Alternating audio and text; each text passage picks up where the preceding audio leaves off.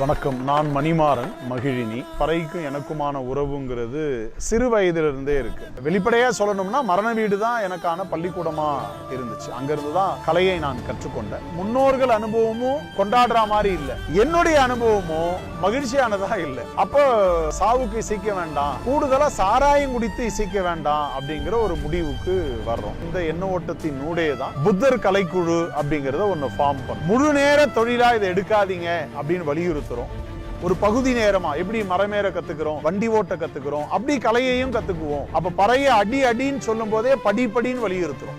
இடது தோல்ல ஏறுகிற பறை வலது தோல்ல இருக்கிற புத்தக பைய புடுங்கிட கூடாதுங்கிறதுல கவனமா இருக்கும்.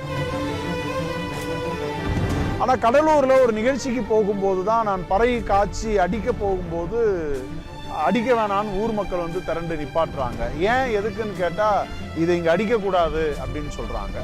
உலகத்திலேயே சரி, நான் அறிந்த வரையில ஒரு இசைக்கருவி வேண்டான்னு ஒரு மக்கள் இயக்கமே நடத்தினது வந்து பறைக்கு எதிராக தான். ஆதி காலத்துல இப்ப சாவுக்கே ஏன் அடிக்க தொடங்கினாங்க அப்படின்னா, பறை இசைத்தும் ஒரு மனிதன் இயங்கல அசையலன்னா அவனுடைய இறப்பு உறுதி செய்யப்படுது. ஆதலால் இது ஆதி மனிதன் கண்டுபிடித்த ஸ்டெத்தஸ்கோப் கருவின்னு ஆய்வாளர்கள் சொல்றாங்க.